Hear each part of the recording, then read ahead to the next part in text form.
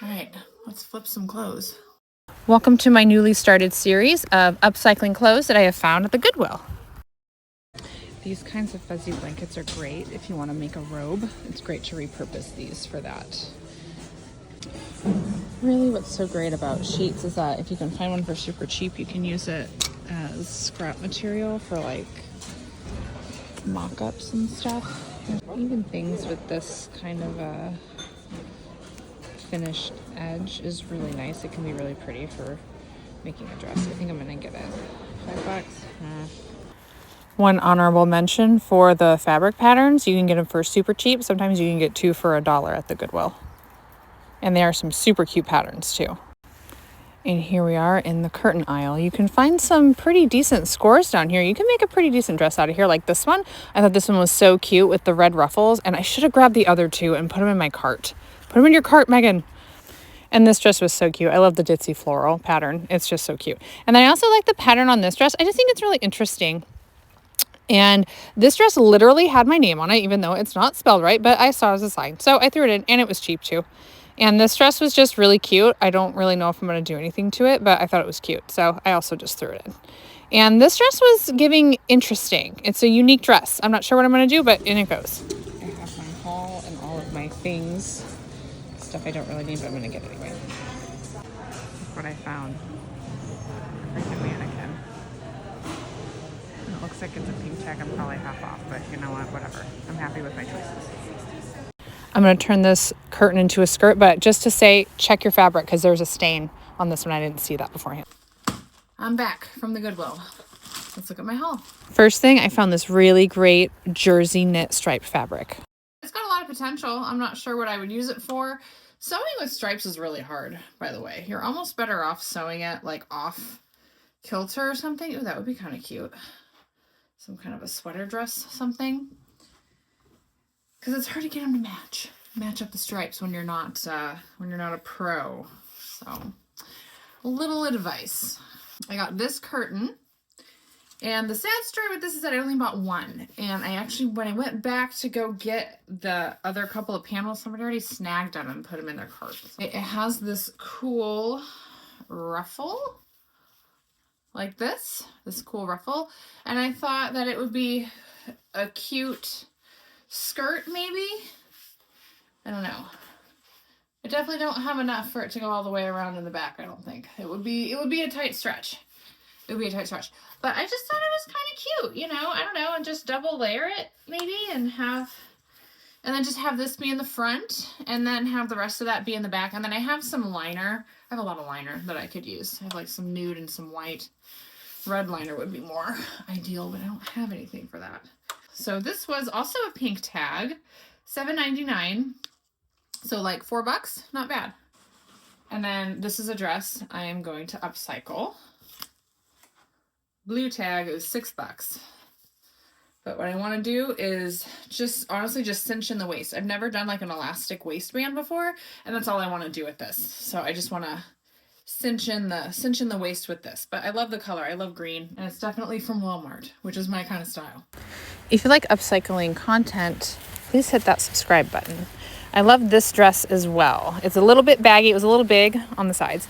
And this dress is super cute. I think I'm just gonna take it in, not do elastic, and just take it in on the sides. This dress is gonna be quite the project. I think I'm gonna cut off the sleeves, make it almost like a tank top style. It's very sheer, very see-through, so I'm not sure how to solve that. Remove the belt, and I don't know if I wanna keep the length, or I'll probably just make it a high-low, because I actually like the length, but I want it shorter in the front. And here's the red dress with a unique neckline. I think what I'm going to do is make it asymmetrical on the side for the hem. It's just such a unique dress. I should have tried it on, but I haven't yet. And we're starting with the yellow ditzy floral dress using those 2 color threads. And I just decided to take it in just an inch. Sometimes the simplest things has the most impact. And so that's just what I decided to do. Also using a zigzag stitch, and be sure to still stretch your fabric as you sew. And there it is. Super cute, and it worked out really well, and it's much better and much more fitted as well. Definitely a little bit more fitted. What a difference. What a difference an inch can make, am I right? Here we are with this green dress. It has pockets. I was excited to learn that. I didn't know that. This dress was such a pain in my ass, and I should have just taken it out of the sides, but then I would have lost the pockets. So just wait and see what I had in mind. So I'm measuring the elastic that I'm gonna do, and don't do what I'm doing. I thought, oh, hey, I'll just mark it, and then you'll be able to see like a blank line just like that when I move it. And that was a really stupid idea. Like, why didn't I just put it on that freaking mannequin that I have right behind me over there on the right? And that would have been much simpler, and it probably would have worked out a lot better if I would have just decided to do that, but I didn't, because I like to overcomplicate things and make things harder for myself, because that's what I do. So here I am resizing it again, which, you know, you don't really need to size it first. You can just grab your regular piece of elastic and just stretch it really, really tight as you sew along. You don't necessarily need to size it. I mean, you can, but I kind of realized it wasn't really that necessary. And this presser foot is for sewing elastic. I've never used it. We're going to practice on a piece right here, and look at that, I already have matching threads. So what do you know? Ooh, let's give it a try. So I kind of forgot to record when starting, but this is actually pretty easy. You do need 2 hands though. I will say that. You do need 2 hands to do this. So it did do a little bit of cinching. I don't know if it's going to be as much as I'm wanting. So I want it pretty darn cinched. So we'll try it again with just like the hand stretch method and see how that works. Now this is much more of what I'm talking about. I had to use 2 hands, so I couldn't quite show you, but you hold it down and then you stretch it. And that's how you do that.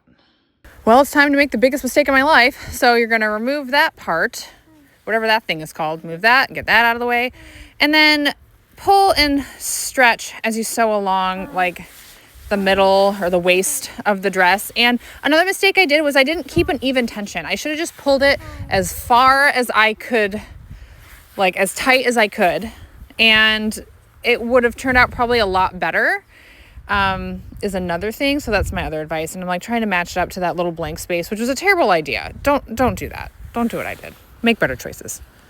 And here it is. You can kind of tell by the look at my face, I'm not super impressed with it, like at all. You can see how it like looks saggy, like right there. It's not great, not good at all. You know what's not fun? This seam ripping. Nothing is fun about this. Nothing is fun about seam ripping at all. Okay, I took the elastic waistband out. That was a huge waste of time. Don't do what I do unless you know what you're doing. Then we're just gonna cut right there. Use some elastic. And then we're measuring our waistband at 2 1/4 inches. I'm using 1.5 inches width of elastic. So I just want to make sure I had some extra wiggle room there. Might have been a little too much, but whatever. So it's all pinned down and it's ready to be sewn up, which it is right here. You can see that. And I left a little gap like in the middle. Definitely leave a gap at where like the seam is. And that little tool there, that's going to help you run it through. And there you have it. I turned a dress and a huge mistake into a gathered skirt. Very, very simple with the elastic. So which is your favorite so far? The simple yellow dress or the complicated gathered skirt? Let me know in the comments below. And thank you so much for watching. I cannot believe it's as successful as it has been. I'm trying to monetize on here like everybody else on YouTube, so please subscribe. It costs literally nothing.